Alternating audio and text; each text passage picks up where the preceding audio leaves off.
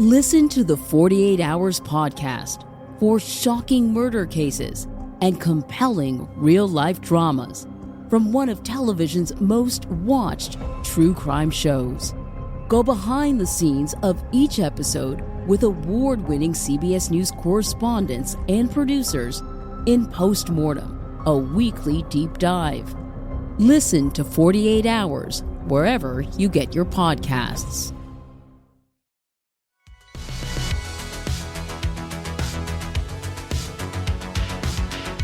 Hi, this is Hailey, the face of Waco Girl Does. You're listening to No Waco. Welcome back to No Waco. I am your co-hostess with the co-mostest. I am joined by actually two very special guests, Mitchell and Rolando. Why don't you guys go ahead and tell me a little bit about yourselves? Mitchell, why don't you start? Sure. So I'm a Marine Corps vet. Oh, I'm sorry. My name is Mitchell Winkler. I'm a Marine Corps veteran. Spent 4 years while I was in. Did it from 2006 to 2010. I was a logistician, so moved a lot of cargo back and forth. And now I'm the owner of the Vet Struggle, which is a podcasting company. I don't know. Just do podcasts. Very cool. We do like podcasts. Yeah, here. I do too. I'm very fond of them. Yeah, and Rolando, tell me a little bit about yourself. Okay. My name is Rolando Hernandez. I'm a native Wacoan. Except for the Marine Corps, I've been here all my life. I was in the Marine Corps from 2000 to 2012. I did 2 tours in Iraq and 1 in Afghanistan. Okay. Well, thank you both for your service. I come from a military family, so it's definitely an honor to have both of you in the studio today. What made you choose the Marine Corps? Well, to be honest, I had just broken up with this girl, and I had like 4 guys that were joining, and they said, "You should join the Marine Corps." And I said, "You're absolutely correct." So then I did. And then of course I started like getting more into what was going on, and I was like, "This is definitely the fit for me." Okay. So if I'm gonna do something, I want to go like the best of the best. So. Yeah, of course. That's what we did. I mean, there is some contention between the branches. I know that. I'm from an Air Force family, they can argue all they want. The only thing better they have, I think, is maybe barracks, funding, intelligence. Yeah, pretty much everything. And so, Rolando, what made you choose the Marine Corps? Oh man, the dress blues. Yeah, fancy. No, my uncle and some of my other family were Marines, and it seemed like that was to me, the best organization. I'm still a fan of the United States Marine Corps. And, you know, my uncle, he was a tanker. So I wanted to do something like that. I knew I wanted to do something. I wanted to blow stuff up and shoot things. And, right. And I had the opportunity to, so that was pretty cool. Yeah, we definitely had the chance to do that. It was great. Very exciting. Yeah. I cannot say I've had the same pleasure, but, you know. You should try it. It's cool to watch. You can go to Battlefield Vegas in Las Vegas, and you can just like rent out some of their equipment and blow stuff up. It's pretty cool. Very cool. Actually, That's where I'm from. I'm from Vegas. We'll go out go back out there when I visit. We got some people from the Marine Corps League out there right now. So that's super cool. Yeah, we'll put you in contact. Just hop on a plane. It only takes a couple hours. Oh my God, my husband would lose it. He'd be so excited. Bring him with you. Just say it's a part of your job description. Oh yeah. You got to do it for the content. Exactly. So you guys are both in the Marine, or both Marine veterans, and you guys are working with a really cool organization. I would love to hear more about that. Really, how do you want to break this down? All right. Well, again, you know, I once I got out, I started helping out with various veteran organizations, and one of them that came to me first was the Marine Corps League. As I joined the Marine Corps League, which helps out Marines, Marine families, FMF corpsmen, and veterans all alike, I got to meet more and more veterans, and then I became part of their organizations also. Right now, I belong to the Marine Corps League, the Veterans of Foreign Wars, and the American Legion. So, you know, I got to see a lot of veterans, and then, you know, as I was helping out, I got introduced to veteran hikes, and me and Jacob Romero, who's not here today, we attended our first hike about 7 years ago, and since then, we've been trying to keep the Waco hike going, and that's what we're talking about now. The Silkies Invasion. That's for anybody that has came to Waco and done the Silkies Invasion. They go away with a lot of great stories, not because of the hike, but also the camaraderie. Right, of course. That happens the day before or even the days before. People who are trying to find a ride, that we get them in contact with somebody who's coming to Waco, and then also once they get here, through shared camaraderie, shared misery, or however you want to say it, we all we all have a common experience. Yeah. Thank you. Yeah. So these veteran hikes, so for somebody who has never heard of them before, what do those days look like? So first you kind of have to understand what the Silkies are. So you probably hear the term short shorts or ranger panties. There's a lot of different names for them, but it's basically like a silkish material. And at least when we were in, it was something that we would wear when we'd go run or PT for the veterans out there. Okay. Everyone that's a vet usually knows what PT means. So we would don those, and we'd go on runs, or we'd use them as underwear because they're really soft and pretty durable. So they just kind of become synonymous with the military. So we carry that tradition over. And it's kind of something that, and it gets a lot of attention too, because they're very short. I mean, people be watching you do it. Yeah, they're incredibly short. But people will come up and ask, and that's when we get a chance to talk about our organization and what we're doing and why we do this for. Was it Sunday? Yeah, Sunday we were at the backyard playing a cornhole tournament, and we probably got 20 or 30 people to come up and ask why we were. Only two of us had short shorts on, but they came up and asked, and we got to spread a lot of information about why we do this and who we are. And so now we just go on these. I think this one's 9 miles or so, probably right around there, about 9 miles. We have plenty of stops, so I think we have 7 or 8 altogether. So it's not grueling, but it's not something that a lot of us are probably doing constantly anyway. Right. So it could be a little more tough, but I mean, I've seen people in wheelchairs, and I mean, we push them. If somebody starts hurting too much, if somebody's tired, we all look out for each other. So we'll just load them up in our safety vehicles, and, we want to finish together. But the great thing is that, we get to talk along this hike. I've met quite a few people, but it's something different whenever you get to just walk along next to somebody, and without really thinking of what you're going to say, it's just kind of coming out, and next thing you know, you have a friendship formed. Right. I mean, because it's one of those things where you're focused on the, hike, and you just are able to kind of have your brain kind of wander away from that for a second, and able to form these friendships and, like you had said, camaraderie, which I love that. So you have kind of talked about your mission a little bit, but tell me more about what you are, what you're about with not just with the Silkies Invasion, but just with your work with the veteran community. Both of us, or both of you? Yeah. Oh, you want to start? Okay. Again, since I got out of the Marine Corps.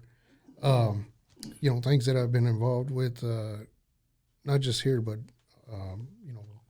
all through the great United States. But here for Waco, I've started the Don't Mess with Texas, which is on Franklin Avenue. If you ever get over there by Walmart, you'll see our sign up there. It says that this area patrolled by the Marine Corps League. And we also, me and my buddy Butch Heldreth, who's no longer with us, we started doing the polar plunge. That was a great cause for the Special Olympics. In fact, we're working on putting together a Humvee pool, hopefully April or May. So, and just also with the, I don't know if you've ever heard of the Veterans One Stop that's here in Waco, up on LaSalle. We helped out with breakfasts, and then also with the pantry. And just recently, we gave them some sleeping bags and pillows for homeless or for those veterans that are in need of something to lay down on. That's wonderful. I love to hear that you guys are doing work in your community, and especially with, veterans. A lot of them have, you see that they have a trouble adjusting to life after service, and I love that you guys are providing these resources within the community and within Waco. I love to hear that. Well, yeah, I mean, that's kind of one reason why I started my podcast, which I have a couple of different ones, but I kind of wanted to talk about the struggle in reality. And just talking to a lot of different people, I realized that one of the major problems we had was that nobody was talking to each other. Right.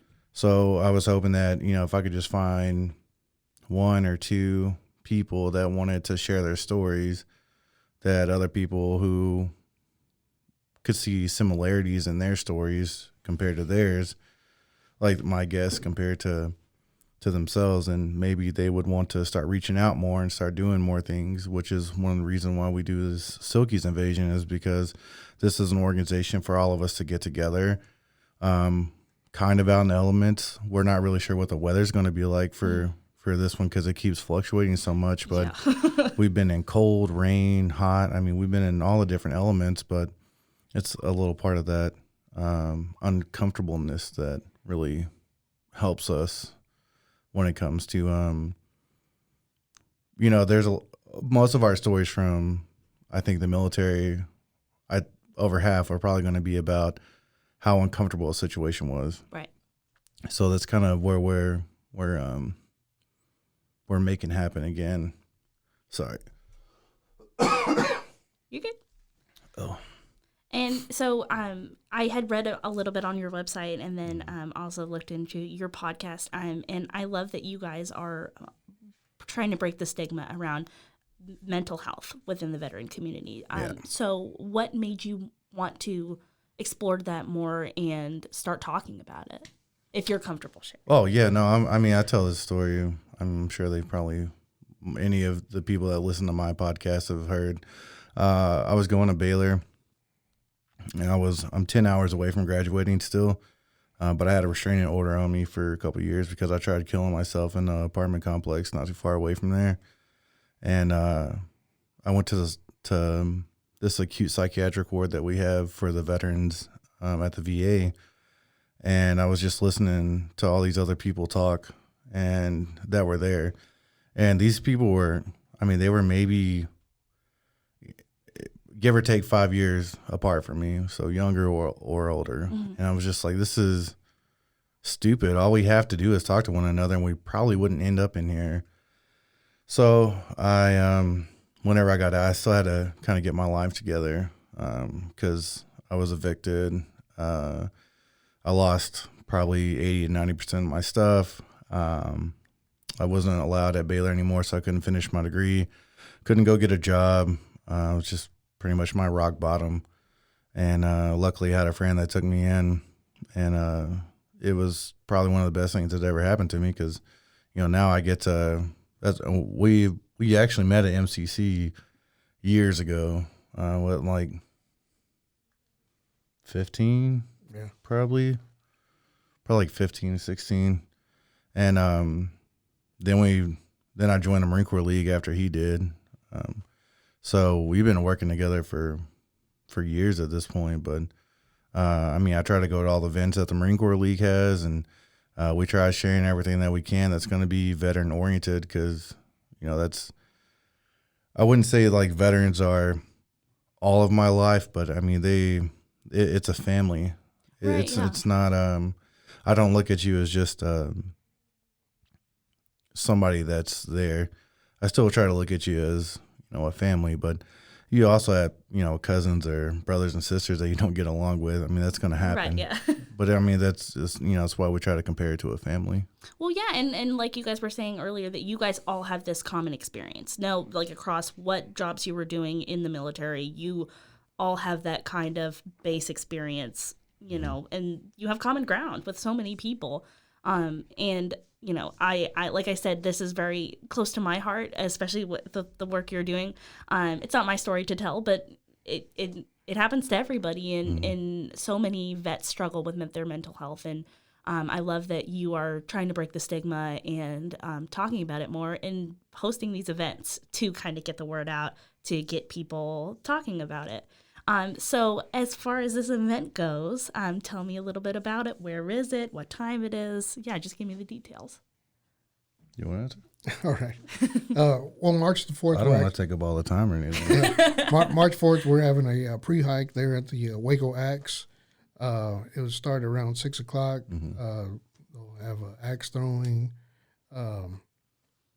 They're setting up the trailer in the back for us. That way it's just for us.